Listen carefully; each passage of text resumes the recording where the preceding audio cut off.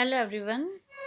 So in this video we are going to deal with the ionization enthalpy, or we can say that the ionization energy. So first of all we must know the what is the meaning of the ionization enthalpy. So ionization enthalpy क्या होती है? The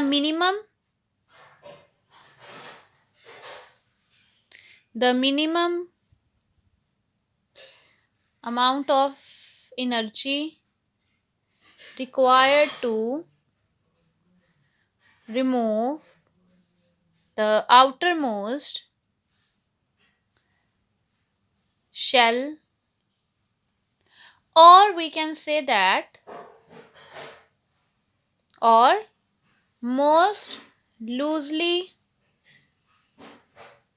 bound electron from an isolated gaseous atom. So कम से कम कितनी energy चाहिए to remove the outermost shell electron? तो उसको हम क्या कहते हैं? That is known as the ionization enthalpy. Like suppose मैंने लिया सोडियम, तो इसकी कॉन्फ़िगरेशन है Z is equal to atomic number is 11, 1s2, 2s2, 2p6 and 3s1. So as we know that this is our nucleus, it's first, n is equal to 1, 2 and 3. अब ये last shell electron को बाहर निकालने के लिए मुझे कितनी कम से कम एनर्जी की ज़रूरत है? That energy is known as the ionization enthalpy. अब इसके जो यूनिट्स होते हैं क्या होते हैं? किलो जाउल पर मोल. नाउ जो अगर मुझे इलेक्ट्रॉन निकालना, that will be in the successive method. Successive means like मुझे बनाना है Mg2 positive, means magnesium have the atomic number 12 and configuration 1s2, 2s2, 2p6 and 3s2. As you know that कि हर एक जो एलिमेंट है वो अपना ऑक्टेट कंप्लीट करना चाहता है. मैग्नीशियम अपना ऑक्टेट कंप्लीट करेगा 2 इलेक्ट्रॉन लूज करके, लेकिन ये एकदम से नहीं निकलेंगे. सबसे पहले 1 इलेक्ट्रॉन जाएगा. कैसे? Magnesium will form first Mg positive plus electron. In that case its configuration is, and in that case its configuration is 1s2, 2s2, 2p6 and 3s1. अब मुझे और एनर्जी चाहिए. अब ये एनर्जी मुझे कम चाहिए. क्यों? क्योंकि अब जब ये 1 इलेक्ट्रॉन लूज करेगा तो उसका ऑटोमेटिकली ऑक्टेट कंप्लीट हो जाएगा, और मैग्नीशियम तो चाहता है मेरा ऑक्टेट कंप्लीट हो. तो मैग्नीशियम पॉजिटिव जिसकी कॉन्फ़िगरेशन है 1s1, 2s2, 2p6 and 3s1, ये अपना एक और इलेक्ट्रॉन लूज करेगा and will form magnesium 2 positive. Now 1s2, 2s2 and 2p6.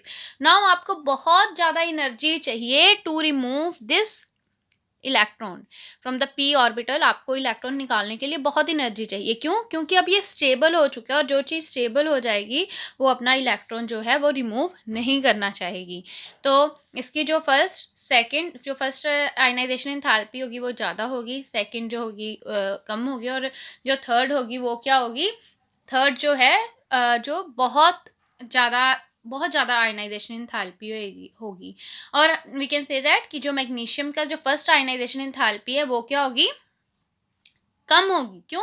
क्योंकि जो फर्स्ट आयनाइजेशन एंथैल्पी है वो पहले 1 इलेक्ट्रॉन जाएगा, देन सेकंड वाला जब ये 3s1 अटेन कर लेगा, अब ये न्यूक्लियस टूवर्ड और हो गया, अट्रैक्ट हो गया. तो सबसे पहले मेरे पास जो न्यूक्लियस टूवर्ड थे, जो थर्ड शेल में इलेक्ट्रॉन थे, वो कितने थे? इसमें 2 इलेक्ट्रॉन थे. ठीक है. Suppose this is our nucleus, first shell, second shell, third shell. तो पहले इसमें दो इलेक्ट्रॉन थे, तो सबसे पहले मैंने 1 इलेक्ट्रॉन बाहर निकाला. अब इसकी इलेक्ट्रॉन की न्यूक्लियस टुवर्ड और अच्छी अट्रैक्शन हो जाएगी, बिकॉज इसका न्यूक्लियर चार्ज 11, इसका न्यूक्लियर चार्ज 12 है और अब इलेक्ट्रॉन 11 है. तो अभी आपने ये पढ़ा था in case of the ionic radii, तो मैंने आपको वीडियो सेंड की थी, तो उसमें भी हमने यही चीज़ पढ़ी थी. वही कंसेप्ट इसमें यूज़ होगा. जब ये ऑक्टेट, कोई भी एलिमेंट जब ऑक्टेट कंप्लीट कर लेता है तो वो स्टेबल हो जाता है, और जब वो स्टेबल हो जाएगा तो वो अपना इलेक्ट्रॉन लूज नहीं करना चाहेगा. नाउ फैक्टर्स किसके ऊपर आपकी जो आयनाइजेशन एंथैल्पी डिपेंड करती है। ओके, अभी मैं आपसे एक चीज़ पूछूंगी। सबसे पहले है एटॉमिक साइज।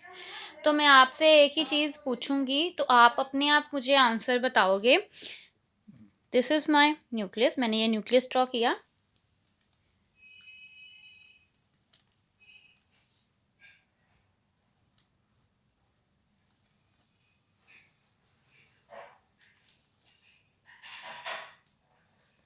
सपोज मेरे पास यहाँ पे 2 इलेक्ट्रॉन्स हैं, और इन दैट केस यहाँ पे 2 इलेक्ट्रॉन, और फर्दर अंदर तो आपको पता है कि जो इलेक्ट्रॉन्स हैं वो होंगे ही। तो आप मुझे बताओ, ionisation enthalpy, the energy required to remove the outermost, the minimum energy required to remove the outermost shell electron, किसकी ज़्यादा होगी? मतलब आपको किस में ज़्यादा एनर्जी लगेगी to pull out the electron? Think about that. Yes, जो आयनाइजेशन एनर्जी होगी वो इसकी हाई होगी और इसकी लो होगी। उसका कारण क्या है कि इसके अंदर इलेक्ट्रॉन आ गए, तो क्या होगा? अब इसकी जो, अगर मैं कहूँ this is n is equal to 1, this is n is equal to 2, and अगर मैं इसकी बात करूँ n is equal to 1, n is equal to 2 and n is equal to 3, ये जो सेकंड शेल इलेक्ट्रॉन है वो न्यूक्लियस के पास है। अब जब न्यूक्लियस के पास होगा उसकी अट्रैक्शन ज़्यादा होगी, और मुझे एनर्जी काफ़ी चाहिए टू रिमूव द इलेक्ट्रॉन, क्योंकि इसकी अट्रैक्शन ज़्यादा है न्यूक्लियस के टूवर्ड। अब इस केस में ये थर्ड शेल में है। तो अब अगर मैं सेकंड और थर्ड की कंपैरिजन करूँ, सेकंड शेल न्यूक्लियस के पास है और थर्ड शेल न्यूक्लियस से दूर है as comparison to the second. तो इससे जो इसमें कम एनर्जी लगेगी to pull out the electron. Next है न्यूक्लियर चार्ज।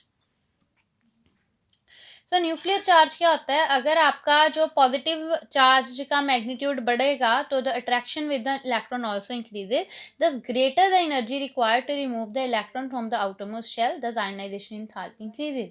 जैसे ही आपका जो पॉजिटिव, आप कह सकते हो, जो ये न्यूक्लियस टू वर्ड इंक्रीज करेगा, तो आपका जो atom है, the as a magnitude of the positive charge on the nucleus of an atom increases, its attraction with the electron also increases। तो सपोज करो, सबसे पहले मैंने आपको एक ग्रुप लिखती हूँ, लिथियम, लिथियम का beryllium, boron, carbon, nitrogen, oxygen. अब इसकी कन्फिग्रेशन है 1s2 2s1 1s2 2s2 1s2 2s2 2p1 1s2 2s2 2p2, atomic number 6 5 4 3 7 8, 1s2 2s2 2p6 and 3s, 3p नहीं आएगा, 3p है 3 इसका, 1s2 2s2 2p4। तो अब हम क्या देख रहे हैं? हम देख रहे हैं कि सेम शेल में इलेक्ट्रॉन ऐड हो रहा है, एज वेल एज जो इसका न्यूक्लियर चार्ज है, इसमें क्या होगा? नंबर ऑफ प्रोटॉन भी 3 है और इलेक्ट्रॉन भी 3 है, 4 हैं 4 हैं, 5 हैं 5 हैं। तो अभी क्या देख रहे हैं? द इलेक्ट्रॉन जो है वो सेम शेल में ऐड हो रहा है। ये देखो 2 2 2 2। तो इसकी वजह से जैसे जैसे आपका न्यूक्लियर चार्ज बढ़ेगा उसी हिसाब से आपके जो आयनाइजेशन एनर्जी है वो भी बढ़ेगी। तो हम क्या कहेंगे कि along the period the ionisation energy increases. क्यों? क्योंकि the electron will enter into the same shell. Now is the screening effect. Screening effect क्या होता है? स्क्रीनिंग इफेक्ट होता है, अब देखो, अगर मैं फर्स्ट का कहूँ, फर्स्ट के आगे कोई शेल है नहीं है, तो इसकी न्यूक्लियस टू वर्ड अट्रैक्शन ज़्यादा होगी। अब ये n इज इक्वल टू 2 है, n इज इक्वल टू 2 की n is equal to 1, n is equal to 2 की n इज इक्वल टू 1 से कम अट्रैक्शन होगी। क्यों? क्योंकि अब उसके आगे इलेक्ट्रॉन्स आ गए हैं, वो अपनी जो पावर है, न्यूक्लियस की पावर पीछे तक नहीं पहुंचने देंगे। और थर्ड की सेकंड से भी कम होगी। क्यों? न्यूक्लियस के पास जो सेकंड है, थर्ड उससे दूर है। ऐसे ही फोर्थ की और भी जो कम अट्रैक्शन होगी टूवर्ड द न्यूक्लियस। तो स्क्रीनिंग इफेक्ट क्या होता है? अंदर वाले शेल्स में इलेक्ट्रॉन्स हों और जिसकी वजह से जो न्यूक्लियर चार्ज है वो पीछे तक ना पहुंच सके। तो जो आयनाइजेशन एंथैल्पी है, that is inversely proportional to the screening effect. Means अगर आपके इलेक्ट्रॉन्स अंदर ज़्यादा होंगे तो आप ऑब्वियसली, अगर इनकी अट्रैक्शन ही नहीं है तो फटाफट इलेक्ट्रॉन निकाल सकते हो। नाउ अब हम पढ़ेंगे variation of the ionization enthalpy in the periodic table, means trends in the ionisation. सबसे पहले मैं आपको कहूँगी कि इन अ ग्रुप क्या अपना हमारे पास होगा ट्रेंड। इन अ ग्रुप जो फर्स्ट आयनाइजेशन एंथैल्पी होगी, ग्रुप क्या होता है? ग्रुप होता है डाउन द, लाइक मैं कहूँ, आपने पीरियोडिक टेबल देखा है, ऐसे होता है। तो ये होती है ग्रुप, और जब आप जाते हो left to the right, this are known as a period. तो अगर मैं आपको एग्जांपल दूं, हाइड्रोजन, लिथियम, सोडियम, पोटाशियम, ऐसे रुबीडियम, सीजियम आ जाएगा। इसका 1s1, 1s2, 2s1, 1s2, 2s2, 2p, 6, 3s1, 1s2, 2s2, 2p6, 3s2, 3p6 and 4s1।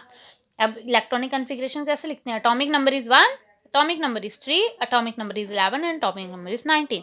as you can see that जो इलेक्ट्रॉन्स हैं वो सेम है आउटर मोस्ट शेल में, एक एक इलेक्ट्रॉन। लेकिन जब मैं हाइड्रोजन की बात करती हूँ, उसमें एक हमारे पास शेल है, इसमें 2 हैं, इसमें 3 है, ठीक है, 1 2 3, 3 शेल, 1 2 3 4, तो 4 शेल हैं। तो आप अपने आप देख सकते हो, अगर मैं कहूँ this is a nucleus, first shell, second shell, third shell and fourth shell, तो क्या होगा, फर्स्ट शेल की न्यूक्लियस के टुवर्ड अट्रैक्शन ज़्यादा है, तो इसकी जो आयनाइजेशन इंथैल्पी होगी ज़्यादा होगी, और सेकंड की इससे जो ये वाला हमारे पास शेल था उससे कम होगी, थर्ड की इससे कम होगी और फोर्थ की इससे कम होगी। तो जैसे जैसे आप डाउन द ग्रुप आते हो, जो आयनाइजेशन इंथैल्पीज हैं वो कम हो जाती हैं। और इन a group, in a period, मैंने अभी आपको ये समझाई है with the example lithium, beryllium, boron, carbon and nitrogen and oxygen, तो the electron will enter into the same shell। तो अगर सेम शेल में इलेक्ट्रॉन एंटर होता है तो हमारे पास क्या होगी, ऐसे ही 2p2, 2p3 एंड 2p4। तो आप देख रहे हो जो सेकंड शेल में सारे इलेक्ट्रॉन ऐड हो रहे हैं, as well as nuclear charge भी इंक्रीज हो रहा है। तो इससे क्या होता है, सेम शेल में इलेक्ट्रॉन ऐड होंगे तो इलेक्ट्रॉन की जो शेल है उसकी अट्रैक्शन होगी, जिसकी वजह से आप इलेक्ट्रॉन जल्दी पुल आउट नहीं कर सकते। सो ये था हमारे पास कॉन्सेप्ट आयनाइजेशन इंथैल्पी का।